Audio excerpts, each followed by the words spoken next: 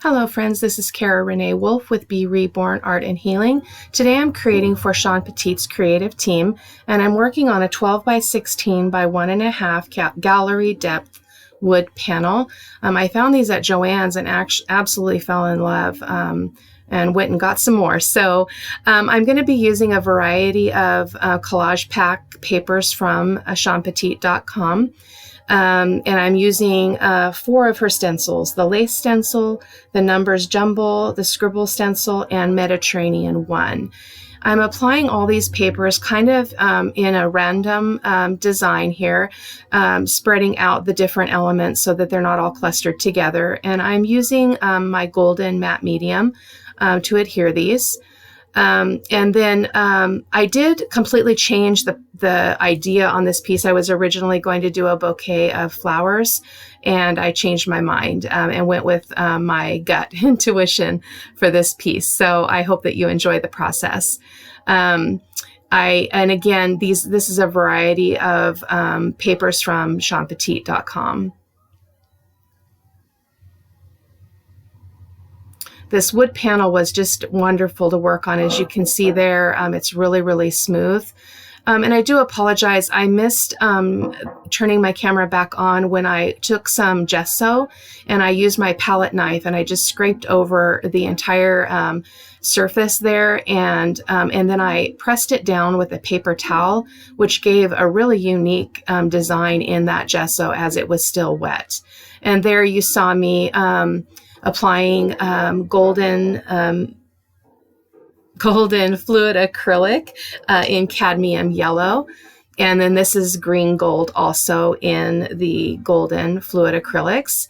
And then coming in with burnt umber raw umber, I apologize. And I'm just doing the same thing, putting some paint on that parchment paper and then just randomly applying it to the surface of the panel. Really, really loved this effect and was really surprised by the texture that it provided. I felt like I wanted to bring back some of the white, so I came in with some fluid acrylic in Titan Buff and applied that there in the same fashion. Really, really loved the effect. And there you can see the close-up, and you can see the different patterns peeking through. And some of the papers that I used were really actually quite translucent once they were adhered with a matte medium. And so here I'm going to apply some Payne's Gray, the golden fluid acrylic in Payne's Gray, to the top of the canvas there, and there I'm squirting water to make it flow. It was fairly thick, and so it didn't really do what I expected, but in the end it turned out wonderful, and I absolutely adore the Payne's Gray. I apologize there for the angle of the shot there. Again, my camera is very close to my face, and so it gets challenging to pick the piece up, especially when it's this big. Again, this is measuring 12 by 16. I wanted to keep it close enough and zoomed in so that you could see what I was doing, but that does cost me some visibility there. So, and here I'm just coming back in. I turned the canvas around and did the same dripping technique from the bottom up.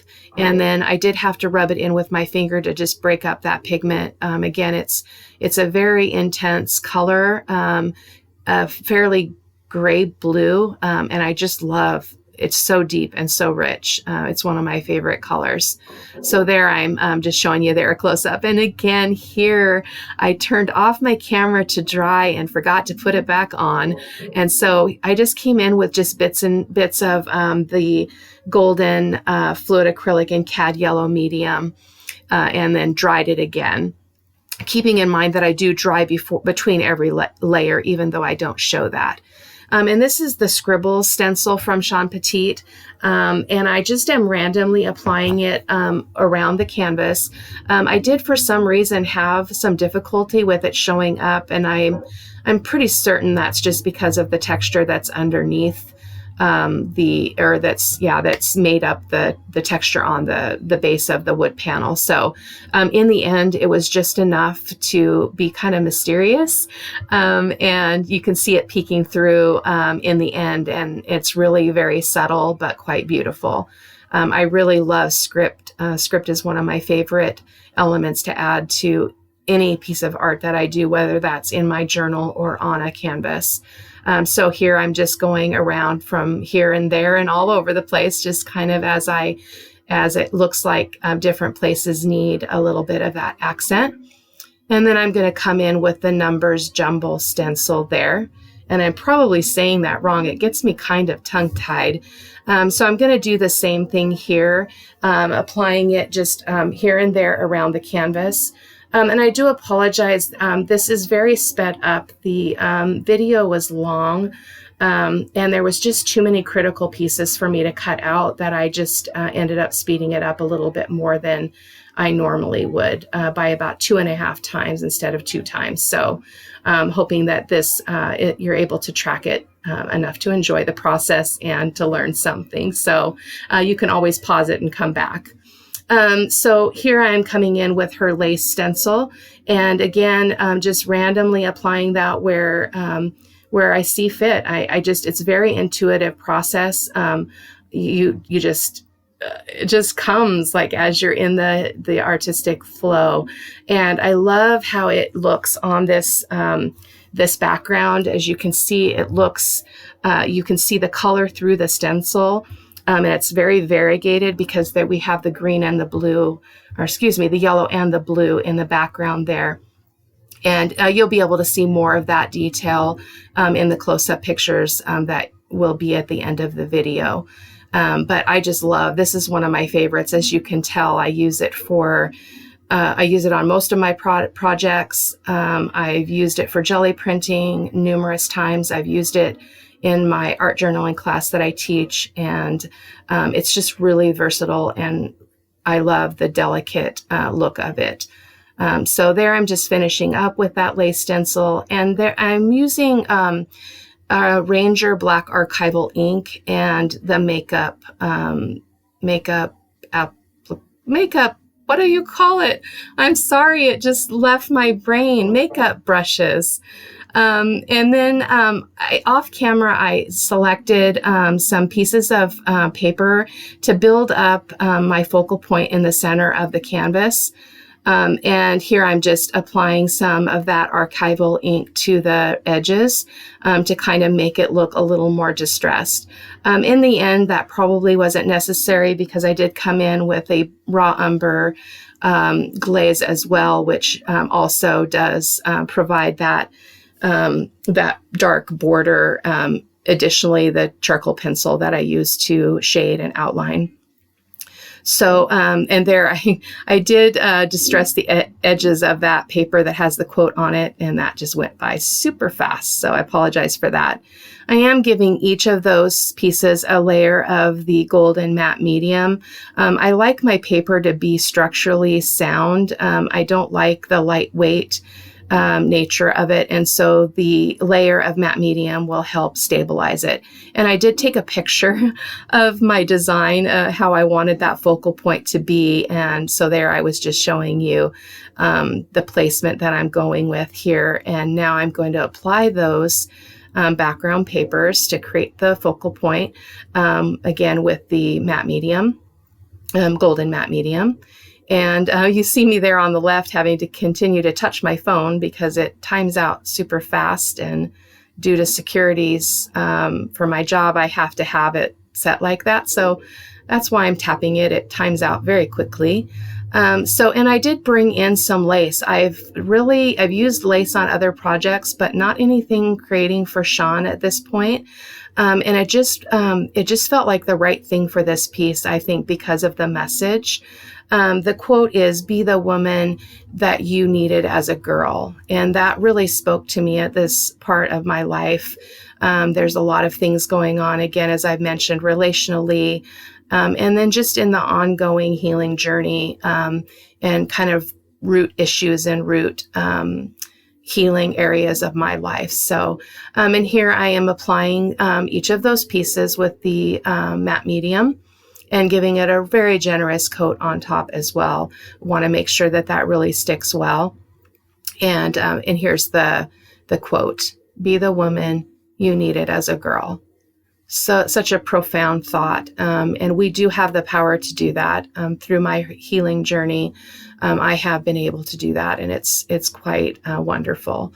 And here I'm just applying some more lace, and that's just a flat lace. And then I'm coming in with this more, a thicker 3-dimensional lace here. And so I did pull out my Liquitex heavy gel to get that to really adhere well. I did struggle a little bit with it because it kept wanting to stick to my fingers, but basically the look that I was after was to kind of create a delicate frame around my message on this piece, and I think it worked out really well. I did do a raw umber glaze here in a little bit, and kind of regretted that because it turned really dark, but you'll see in the end, and as I move through the process, that it's easily recovered, and I love how the piece turned out, and I have no regrets after the fact. So, and those little blue and white flowers that you see there on the left-hand side of that focal image or focal part of the canvas is another cutout from Sean Petit collage pack. And then the butterfly as well is from one of her collage packs. Applying that with a matte medium as well. This was such a fun, freeing piece to make. I really, I had something completely different in mind. And as soon as I let go of my expectations, this is what came out of it. And I was so blessed and so excited about it. So it really is quite lovely, if I don't say so myself. So here I'm just applying the last bits of that lace. It seemed like I didn't really want to stop. And I love the effect that it gave. It gave a little bit of dimension without being really overpowering. And I love how the papers bring out the lace in the background and the blue that's in the background and in the butterfly. I felt like it really tied together well. And here is when I'm coming in with that raw umber glaze. And I'm just going to go over that center section, so that entire focal image area with a coat of raw umber with a glazing medium. And then I wipe it back. Again, I was like, oh man, why did I do that? But you have to go with it, and you just kind of go where the process is taking you. And as I've mentioned before, it usually ends up being a good place. And so I wasn't sorry at all. I feel like when you follow the that intuitive place, it usually goes very well. And here I pulled out my black Soho soft pastel to create my border around the wood panel piece, and then coming in over that rougher lace texture with the pastel as well. And I do interchangeably go between the soft pastel and my charcoal pencil to create that depth in the focal image there, the focal message. And then I do come in, I ended up feeling like it was still too dark and needed something to brighten it up. And so you'll see here in a little bit that I do come in with some yellow of the soft pastel. And here's the charcoal pencil. This is just a general charcoal pencil. In some areas, you can apply it really well, like you can see there as I'm doing it on the edges of the paper. And the butterfly was okay. The texture background can get in the way of that, but where I couldn't get a good application with the charcoal pencil, I used the pastel, and that really worked well. I got a very large set of them for Christmas, and so I went ahead and pulled those out and ended up using one of the shades of yellow and one of the shades of blue also to kind of spice up that focal area. And so there's the yellow soft pastel. And I really like how it lightened up that lace. I think it was a really good choice. In the pictures in the end, you won't see this because, well, I guess you will, because I'll attach those after I finish the voiceover. This is a very long video, and it was a very long process. So I appreciate your patience as I explain what I was doing and where I was going at various places on this project. So when I'm done with the yellow here, I come in also with the shade of blue. Not quite as much, not as saturated, just here and there. And I really love them. They're just smooth like butter, and I definitely will be using them more. I did seal them. I gave the entire piece 2 coats of Spectrafix. And then I'll go ahead and give it a final seal when I'm completely done. I haven't painted the edges yet, which I'll just do probably with a raw umber acrylic paint. And so here's the blue that I was talking about, and it just brings in enough to lighten up some of those areas from that really dark, rich brown that was created. And I did come in also with the white. I forgot about this, with the white pastel. It didn't pop as much as I expected it to. And so again, after I turned the camera off, I did come back and do a little bit more tweaking. But you will see that in the pictures at the end of the video when I'm done. And here I'm going to use my Liquitex white acrylic ink, and I'm adding a little bit of water to that and using a fan brush and just splattering that white acrylic ink around the canvas. It got on things that I didn't want it on, and so I simply took a baby wipe and wiped it off. I believe I removed it from the sentiment area of the focal point as well as the butterfly. And there I'm just trying to get a little bit more momentum there with the splatters by using my pen. And I'm doing the same with the Payne's Gray watered down, and just absolutely adored how this turned out. I hope that you enjoyed this video. I hope that you learned something, and I hope that you'll check out all the other creations from Sean Petit's creative team. I hope you have a great day. Thank you for watching. Bye-bye.